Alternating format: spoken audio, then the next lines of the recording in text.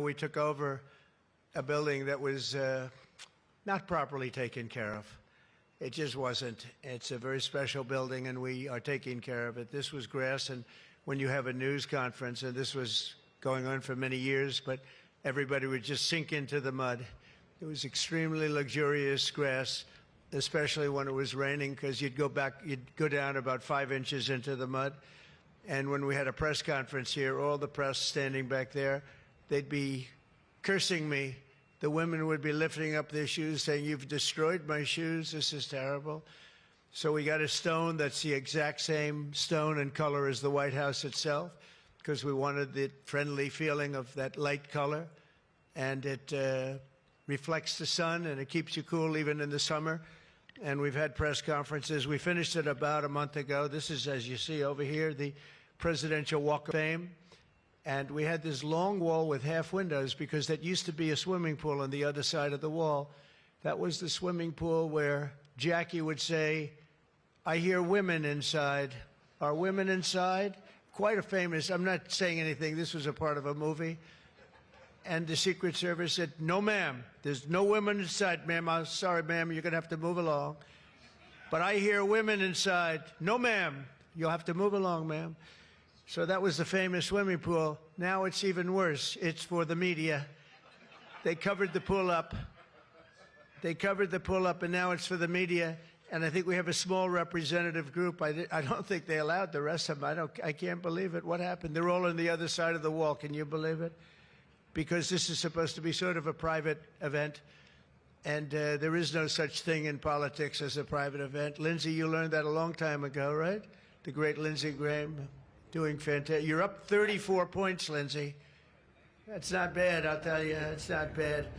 So we did the Presidential Walk of Fame from the great George Washington all the way to, well, I think we have to rate him above me.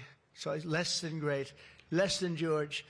Somebody went up there, they say, "You're the third best president in the United States." This was on television, third best. And they said, "Who are the first two?" "George Washington and Abraham Lincoln." And I got extremely angry at this man. You know, you can't. It's going to be tough to beat, Mr. Senator. It's going to be, John. It's going to be very tough to beat Washington and Lincoln, but we're going to give it a try, right? Hey, they didn't put out 8 wars, 9 coming. All right, we put out 8 wars, and the 9th is coming. Believe it or not.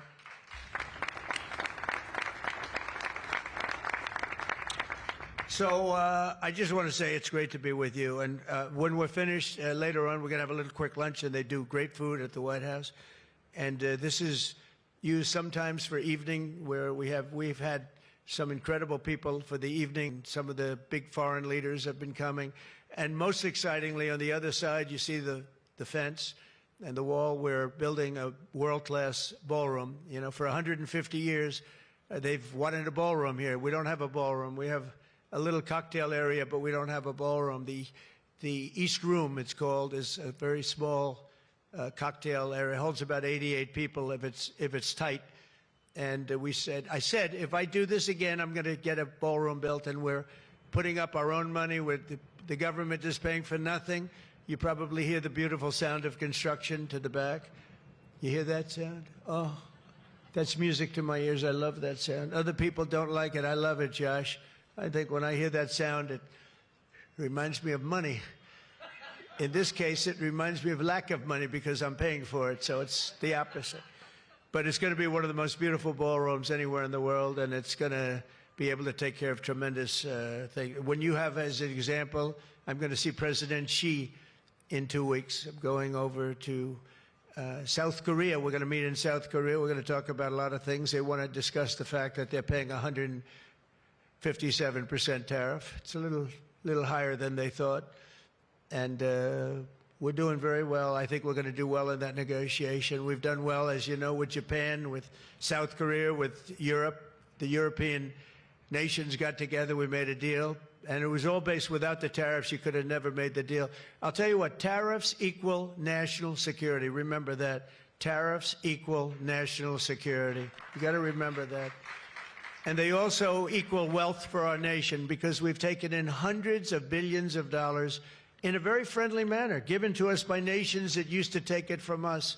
And they used tariffs on us. We never used it on them because we were foolish, or we were led by people that weren't business people. But it really does. It equals national security. And I wouldn't have put out, I mentioned 8 wars, 9 coming. Of the 8, 5 were based solely on trade and tariffs.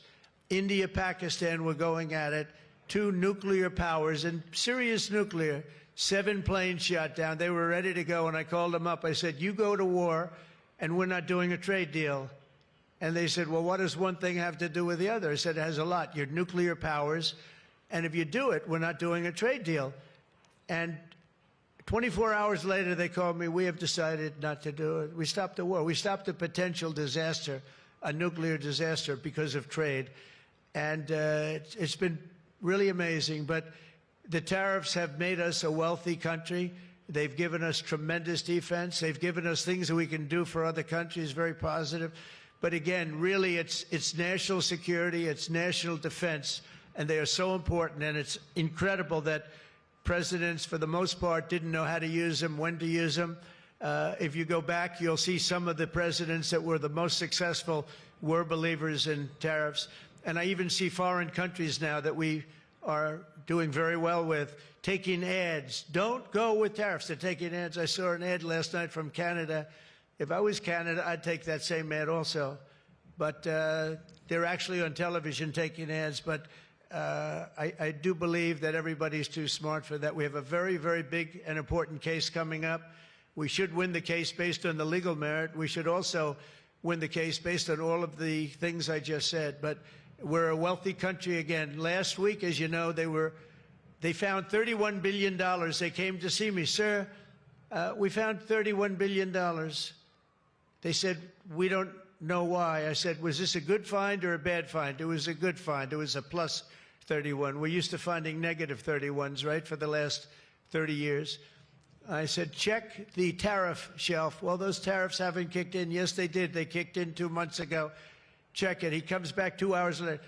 Sir, you were right. We have an additional $31 billion, billion, not million, Lindsay, billion, that we just found from tariffs. They kicked in earlier than we thought. You were right. We're a wealthy nation again, and we're a nation that can be secure. We're a nation that can start paying down our debt. And with tariffs, we're the wealthiest nation ever in the history of the world. Without them, we've got to slog. We've got to slog. But remember this, other nations, including China, Japan, European nations, they used tariffs against us for many years. That's why we owe $37 trillion. That's why. But they used tariffs very successfully against us, and we had presidents that never fought it. But now you have a president that does fight it. So I just want to welcome you to the incredible Rose Garden. It's just an incredible place. It was done, we did it, brought it back to health. It was in very bad shape, actually, and we brought it back to health. First Lady Melania did a fantastic job on it. The surrounds and everything, it's all brand new wiring. You know, underneath there's a lot of wire, a lot of things. Everything brand new, everything beautiful. The only thing we did is we had to get a hard surface here because nobody could use it because of the grass. So I just want to welcome you, and I hope you're going to be here a lot. We're going to use it for meetings. We're going to use it for press conferences. Now we can use it. It was unusable before, and now we can use it. But everything that you see was redone. All of this was redone, and the whole White House is being redone. Some of you came through they call the Rose Hall. They call it different names, but you probably noticed, I don't know if you came through this door. Did you notice the white marble floor that was put there? That was made out of Home Depot tiles, about 1 foot by 1 foot. They were all broken, about 30 years old. And I replaced it with book-matched marble, paid for by your friend, President Trump. It's like, it's amazing how people like it when you say you paid for it. When I say I paid for it, they say, oh, I love it. But they did a beautiful job. They're great talents. They're very talented marble people I have. And they replaced it with beautiful Paradiso marble and statuary marble. And it's really, really beautiful. I want to thank the outstanding leadership team, and you really do have that. Majority Leader John Thune, who's been my friend, he really really has done an amazing job. Thank you, John. Thank you. Done an amazing job. I didn't get to know John as well in the first term, and I've gotten to know him very well over the last 9 months, John, and you're doing a fantastic job. Thank you very much. Really great. Majority Whip John Barrasso, who's outstanding man. Thank you, John. Thank you. Great guy, too. Conference Chair Tom Cotton. He loves that military. He loves the, he loves the military. Policy Committee Chair Shelley Moore Capito. Shelley, thank you very much, Shelley. Vice Chair James Lankford. Very good. James, thank you. And, you know, we have everybody but one person here. You know, everybody showed up. I figured you'd have like, I'd say 40 would have been a good number, right? We have everybody. We're just missing one person. You'll never guess who that is. Let me give you, he automatically votes no on everything. He thinks it's good politics. It's really not good politics. He's an automatic no. But I don't know. Look, if he wanted to come, I'd probably let him come, right? I'd let him come. Begrudgingly, but would let him come. And National Republican Senatorial Committee Chair, an unbelievable guy, Tim Scott. You know, Tim, I shouldn't say it because it's so, I don't know if it's good or bad. But Tim ran, and he was very effective and very good. But he was on the debate stage and everything else, he was good just because he's good. But he wasn't as good as they thought he was. And when he got out of the race, he endorsed me almost immediately. And I used him as a surrogate. And I wasn't sure if I should because, you know, sometimes I want a total lunatic to get up and fight for me. And Tim is a really good person. So I wasn't sure. And I put him on the stage, and he ripped the heart out of everybody. He was so brutal. He was so unbelievable. It turned out to be absolutely one of my best surrogates, and it includes a lot of you people that were here. You were all surrogates. But Tim ripped these people apart. And after watching 2 or 3 times, then I wanted him all the time, right, Susie? I said, I want Tim Scott, get up there. But he was so good, and I said to him, Tim, when you fought for yourself, you were much different. When you fought for me, you were a tiger. You were like unstoppable. You were, really was. You all saw that. What's the difference? He said, I've never liked selling myself, and I love selling somebody that I really do believe in. I really believe in you, and I just felt that way. And it was so nice the way he expressed it. And I want to tell you, you are a champion. You are a winner, and congratulations. Thank you very much. I never love telling that story because I'm not sure if it's a good or a bad story, but I'm telling you, you are an amazing guy, and you fought for me so hard, and I really appreciate it. You got to be my #1 choice, Tim, so something happened. I appreciate it. And you're doing great doing what you're doing right now. I also want to thank the entire Senate Republican Conference for your tremendous work on confirmations. Boy, did we have a couple of weeks, huh? We had some, I signed like 150 of them, and I didn't use an auto pen, by the way. I signed. You know, when you're signing these important, like a general getting approved from 3-star to 4-star and all of these different things and big confirmations and, you know, big stuff, you really have an obligation to actually sign it, I think. You probably noticed right there, number 46, we put up, right? We put up a little bit of an auto pen. We have 46.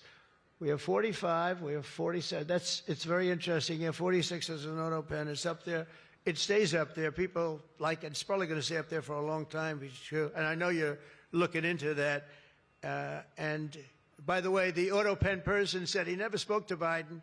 He worked the auto pen. You're not allowed to do that. So if you're looking at anything, just remember it. And remember, they treated us very badly. They treated us very, very badly. So I think you're allowed to just report the truth, including the confirming of my cabinet much faster than first time. I mean, we went so fast, and I give John Thune and all of you credit for that. It was amazing. All of a sudden, I was calling John, I've got to get him approved. Come on, John, because I was getting like one every 2 weeks. And, you know, I have people, they left their job, and they left everything, and it looked like they were. All of a sudden, it was like an avalanche. They walked in, James and James, my double James, I call them. They walk in, and they had like so many of them. I said, you got to be kidding. It's like, are you for real, right, James? John Thune did his job, and you got them all done, and you have all those people out there working now, and instead of being very upset with the fact that we couldn't get them approved quickly. So I really appreciate it. You used a method that I wish you could use on U.S. attorneys. You know, I have 10 U.S. attorneys who are phenomenal, phenomenal. A Harvard, a Yale, a this, a that, all top. And the problem is they're not going to ever be confirmed, I guess. I put them in. They'll be there for 3 or 4 months, whatever it's, and then they have to leave. Because anytime you have, as you know, anytime you have a Democrat senator, not even two, just one, they'll say because of the time we're in, we're not approving that person. We're not approving. They never do. They won't approve. And therefore, because of blue slip, I have to tell the person after 3 months, I'm sorry, you'll have to leave. And I put somebody else in. And I've had Democrat senators say the only one we'll ever approve is a Democrat. This is not constitutional. And you really, I hope you can look at that blue slip thing, because I have 10 people that are phenomenal, and they're going to have to leave office. Highly educated, top of their class, everything. And they're going to have a mark on their career that they were a U.S. attorney for 3 months or 4 months, and then they had to leave. And that's so unfair. It's unfair to the public, because the public voted for me in a landslide, and I'm supposed to be picking the U.S. attorneys. And this goes for judges also. But actually more so even for the U.S. attorney with the blue slip. So I have these phenomenal people, many of them young, but truly fantastic people, and they're wondering what's going to happen in another 3, 4, 5 weeks. They're going to have to leave office. I think it's a shame, and I hope you can do something about it, because I'd like to tell those people, you know, we put you there, and you're not going to have on your resume for the rest of your life, you were there for 4 weeks or 6 weeks, and you left like you got canned. So I hope you look at that. Very important. And after your pivotal changes to the Senate rules last month, as a result, this is what you did, the unprecedented obstruction by the Democrats. We've confirmed more than 175 public servants, people that are phenomenal, to keep posts. And that's just been over the last couple of weeks. It's an unbelievable thing what you've done, John, all of you together. So working closely with me and House majority, the Republican Senate also gave us the largest working class tax cut in American history. And you passed the Lake and Riley Act to throw illegal alien criminals out of our country. You passed the Genius Act and the Take It Down Act with the support of our wonderful First Lady. She got, by the way, she got actual support from the other side. It was bipartisan. I think Rand didn't vote for it again, but I think it was only Rand. You had bipartisan support other than maybe Rand. But another one I'm going to ask you to vote for, and it's in the House now, and I hear it's doing well in the House, James. It's Kate's Law. A young lady named Kate Steinle, I remember it so well, probably 8 or 10 years ago now in San Francisco. She was holding hands with her father on the San Francisco pier, looking out into the water.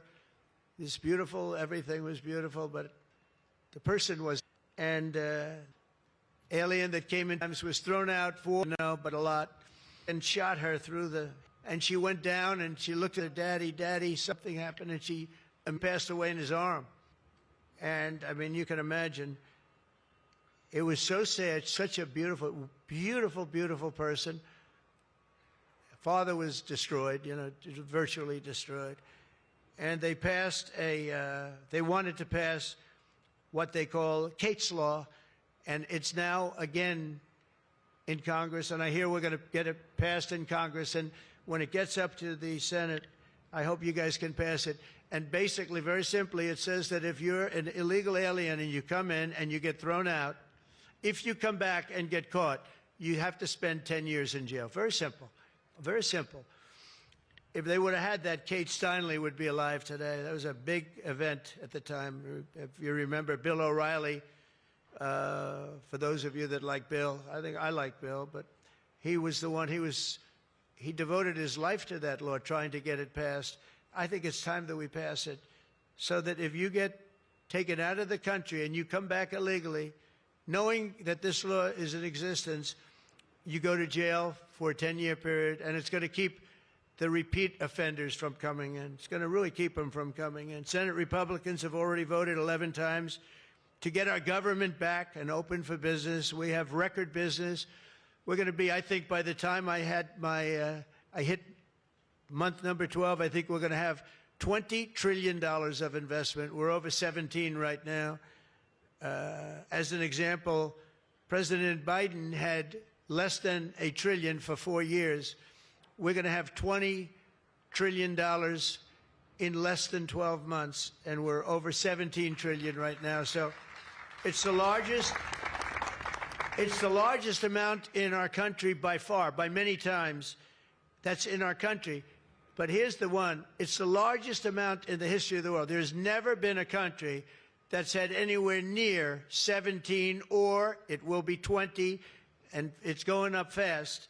A lot of it's because of tariffs, because they're coming in because they don't want to pay tariffs. In other words, they make their product in a certain country, and they used to just send it in here, and there was no charge, absolutely. Now, if they have to pay a 20%, 30%, 50%, 100%, or 2% tariff, they say, well, it's better if I build my plant in the United States. It always amazed me I did this first term. We had the greatest economy in the history of our country in first term. We had COVID, and we did a good job with that. That was a curse for every country in the world. It was terrible. But we had the greatest economy we ever had. But if you remember, I started the tariffs, but I held it off because it wouldn't have exactly been good at the time to tell France, what they were going through, what Spain was going through and Italy was going through, that, by the way, we're going to charge you tariffs. But I had started the process. We were going, the country was doing good, and I took in hundreds of billions of dollars from China. I put the full tariffs on China. Biden left the tariffs because he couldn't. It was too much money, but they gave so many exceptions that they were essentially meaningless. In other words, here's the tariffs, but you don't have to pay if you look at somebody the wrong way. You don't have to pay. So they didn't pay very much. But with me, they were paying hundreds of billions of dollars. And again, I have a great relationship with President Xi. I expect to be able to make a good deal with him, and I want him to make a good deal for China, but it's got to be fair. For years, they were making $500, $600, $700 billion. $700 billion, and we'd be making nothing. It was a one-sided. Honestly, we built their military. We built China's military with the money that we lost for so many years getting ripped off. So now we're going to have a fair deal. I think we're going to have a very successful meeting. Certainly, there are a lot of people that are waiting for it. Maybe it won't happen. Maybe it won't happen. Things can happen where, for instance, maybe somebody will say, I don't want to meet, it's too nasty.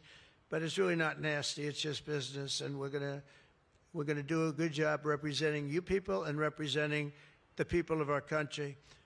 Unfortunately, in a craven and pointless act of partisan spite, Chuck Schumer, who I've known for a long time, and the radical left Democrats are holding the entire federal government hostage to appease the extremists in their party. And they are extreme. I mean, I've never seen anything like it. They're extreme, and you know what? We had a landslide election. We won the popular vote by a lot. We won the swing states, all 7. Remember, they said, if Trump could get 3 swing states, he'd be. And, well, I didn't get 3. I got 7. We got all 7 by a lot, by record numbers.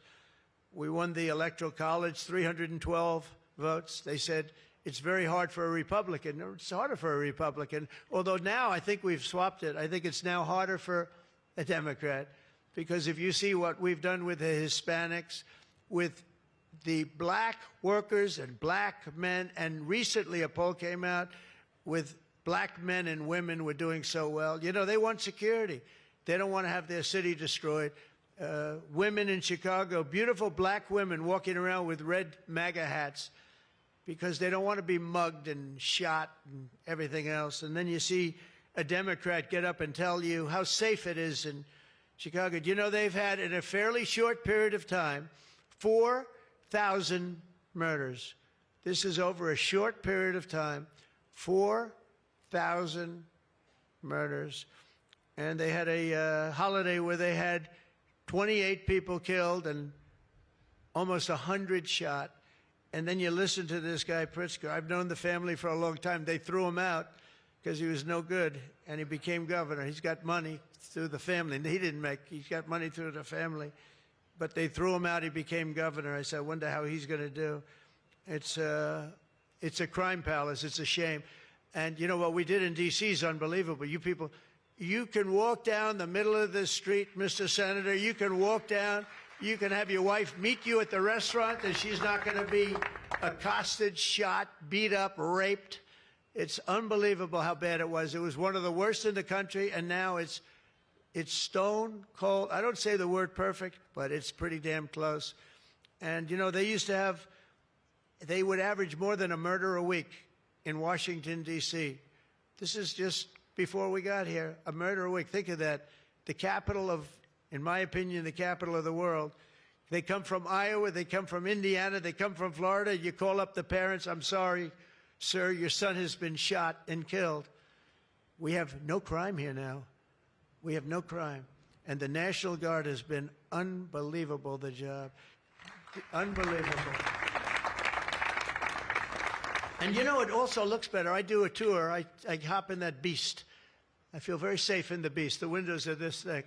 But I hop in the beast, and I tell the Secret Service, let's drive around town.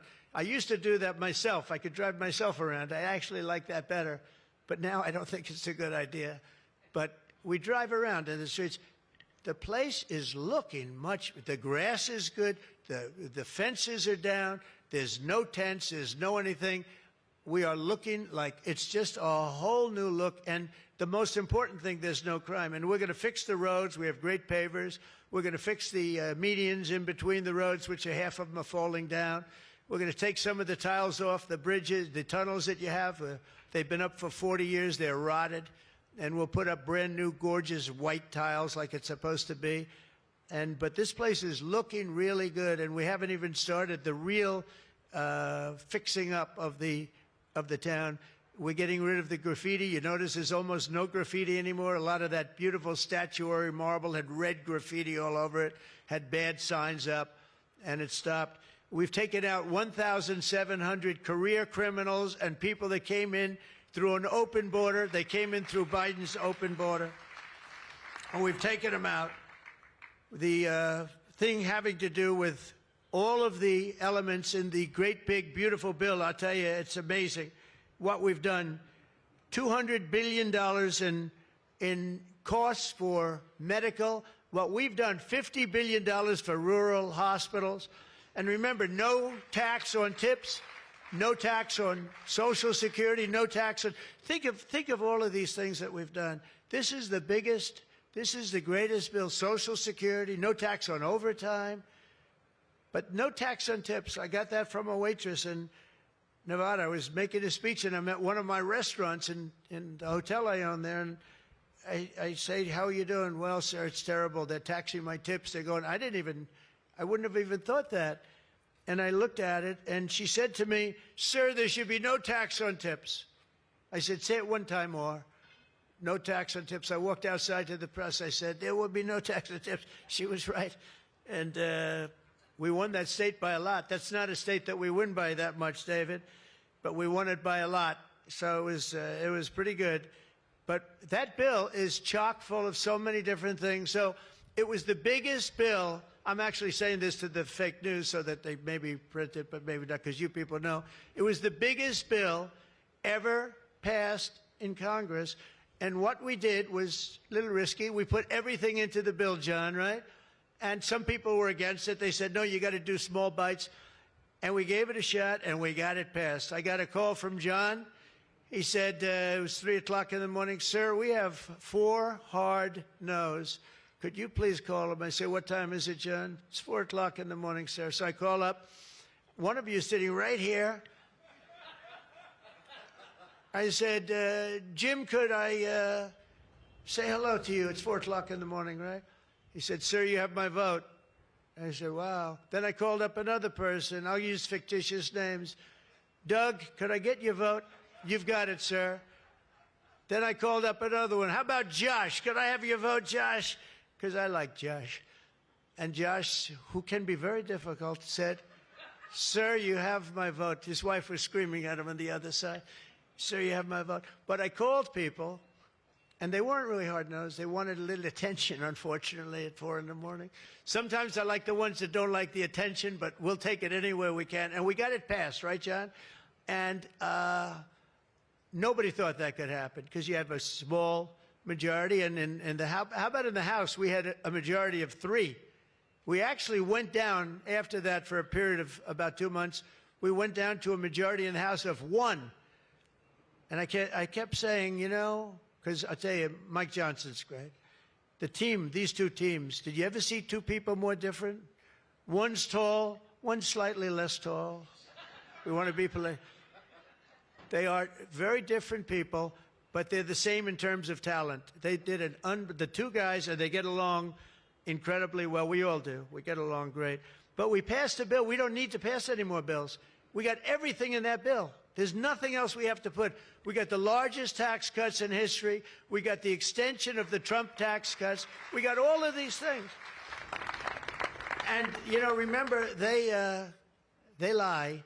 They will look at I saw it the other day, they were talking about, I call it the great big beautiful bill, but that's what it is, the great big beautiful, the biggest bill ever passed. And what they say, they make up stories. And I saw they were interviewing a senator, and they said, well, what's wrong with their bill? He didn't know what to say, because there's nothing he could say. It covers everything. He said, death, death. It brings death. Now, if I'm a regular person and I hear that, I say, oh, that's terrible. But it's just the opposite. It brings life. It brings Medicaid, Medicare, Social Security. It secures all those things. And they just are so bad. You know, they said death. It was like death. And there's nothing about death. Theirs is death because they're going to lose Medicaid. They're going to lose Social Security. They're going to lose Medicare. All of those things are going to be gone because the whole country would be bankrupt, and you're not going to have any kind of medical insurance. So with us, it's the opposite. And it's a great bill. We don't need any more. And I want to just say from the beginning, our message has been very simple. We will not be extorted on this crazy plot of theirs. They've never done this before. Nobody has. You always vote for an extension. Chuck Schumer and the Senate Democrats need to vote for the clean, bipartisan CR and reopen our government. It's got to be reopened right now. We're not doing that. They are the obstructionists. And the reason they're doing it is because we're doing so well. We're doing well all over the world. We're doing well with the close to $20 trillion that I just told you about. It will be that number, but even if you take it down to over 17, that's a guarantee. We're doing well with everything. Car plants are pouring back into our country. AI plants, we're leading, we're dominating China right now in AI. And I did something that I think you'd like, because we have an old grid. It's a tired grid. It doesn't have the juice that you need to fire up these plants. You know, these plants will need more than double the energy we have right now for the whole country. That's how big it is. And we can't do that. There's no way we can do that. China's building right now 52 power stations. But I did something better. I'm letting everybody build their own power plant so they'll become like an electric utility in addition to AI. But if they want to build their own plant and we get their approvals within less than a month, it used to take 5 years prior to rejection. Sometimes a guy in Louisiana, they had one that took 12 years and then they got rejected. I got it approved in 2 weeks when I got into office. That was the first term. And the plant is up now, and it's been a great thing for the state. I did it twice, actually. I got 2 of them that were dead after 12 years, and I got them approved, both of them in less than a week. And that's what we're doing. Lee Zeldin, by the way, is doing a phenomenal job, Environmental Commissioner, I have to tell you. He knows that we have to get them fast, and we're getting them fast. So we're leading China in the AI race by a lot. Under Biden, Democrats voted 13 times for continuing resolutions to keep the government open. And all we want is simply to ask them to do it once again. They always voted for it. They never voted against it. Nobody votes against it. But they do that, and they do. It's partially my fault. I mean, I'm watching you, and I'm looking at all these great faces that I've seen, really great people. I think with few exceptions, a couple of you I don't like that much, but with few exceptions, great people. And you look at what they do, and you look at the game they play, and it's a horrible game. And, you know, we have the hottest country ever. This is the hottest country anywhere in the world. And I say this, I'm sure you've heard me say it, but I was over in the Middle East, and the King of Saudi Arabia and others also said essentially the same thing. They said, you know, President, a year and a half ago, your country was dead. We never thought we'd see this. And right now, you have the hottest country anywhere in the world. We do. We have the hottest country anywhere in the world, which tells you about leadership, and that includes your leadership. So as you know, my door is always open to anyone. It's not like that AOC. How about her, where she said, she's talking about having rebellions and everything. She said, well, my door is always open. But she's not the leader. I'm sure the leaders felt very nicely about when she said her door is open. Who the hell wants to go into her door anyway? She doesn't know what the hell she's talking about. She's the one that started. You know, I remember, I'll never forget, she never took a course on the environment. And I watched her one day, and she was on television. She said, yes, our planet will be dead within 12 years. That was a long time ago. Our planet was supposed to be dead. Remember the 12-year theory? We were environmentally dead. Now, these people, they've got an agenda that nobody quite understands. The good news is they don't understand it either. They really have no idea. But the people do. The people understand. We're giving you the biggest tax cuts in history. All of these things, it all adds up that we should do fantastically well in the midterm. The only thing wrong with the midterms is that statistically, when you look, a president gets elected, and for some reason, and nobody, even the great John Thune, cannot explain to me, for some reason, even if he's a reasonably good president, and we've had success like nobody, but for some reason, you lose the midterms. I don't know why. I mean, the odds are tremendously against, like 92% or something. It doesn't make sense. If you have a great presidency, it only makes sense that you win the midterm. So there should be no reason for it. Somebody's going to explain there might be some dark, deep psychological reason where they want to vote the opposite way. I don't know what it is, but we have to win the midterms. Otherwise, all of the things that we've done, so many of them are going to be taken away by the radical left lunatics. I mean, we're going to end up with a communist mayor in New York. Can you believe it? A communist. Remember, I would always say, we will not have a socialist elected in our country. Remember, I'd say that all the time. And I was right. We skipped socialists. We got a communist elected. So I didn't tell a lie. I didn't tell a lie. I was right. We'll have a communist, not a socialist. But we've already seen the impacts of the dangerous game that they're playing. Democrats are causing delays in our air traffic control system. So important. We wouldn't have had, you know, there's Pete Buttigieg. He spent billions of dollars on fixing the air traffic control that used copper wire going into glass wire. Any union electrician here or any non-union electrician would say you can't hook copper into glass. It doesn't work. They spent billions of dollars. They turned on the system, and it was stone cold blank. We're getting a brand new system. We have bids out now. We have 3 great companies bidding. And I want one bid. Sean Duffy's doing terrifically. I want one bid. I want just bid, and they're responsible for everything. Not where they had like 1,000 contractors. Every contractor, they were all running around. In the end, if one of them does a bad job, we want to be able to blame somebody, and it's going to be one of the very big companies because there's a lot of interest in it. So the air traffic control system is going to be rebuilt. Over 1 million federal workers right now, as you know, are going unpaid. That's the Democrats' fault. And children, tourists, unable at the museums in Washington, D.C., that we now have beautiful, safe streets, but we don't have the museums open. We should probably just open them. But we are doing things that nobody's ever done, nobody's ever seen. So all of this and the pain that the Democrats have caused during this reckless and completely unnecessary affair, and you could call it the Schumer shutdown or the Democrat shutdown. You can call it whatever you want. And I will say this, that we have Darth Vader. You know Darth Vader, right? Darth Vader is a man who, I think he's sitting right. Is that Darth? Stand up, please, Darth Vader. Stand up. Does everybody know? They call him Darth Vader. I call him a fine man. But he's cutting Democrat priorities, and they're never going to get him back. And they've caused us, and they've really allowed us to do it. And by the way, thank you. You're doing a great job, I have to tell you. So really a great job. Because many of the things that they're cutting, like the New York project, $20 billion we're cutting it, they're not going to get it back. I mean, they're not going to get a lot of things back. They may not get it back. Maybe we'll talk to them about it. But they're losing all the things that they wanted. But many of the things that they wanted are things that we don't want, things that are just so bad for our country. And we're cutting those things out. So while they thought they were doing maybe bad, maybe indirectly they're doing good.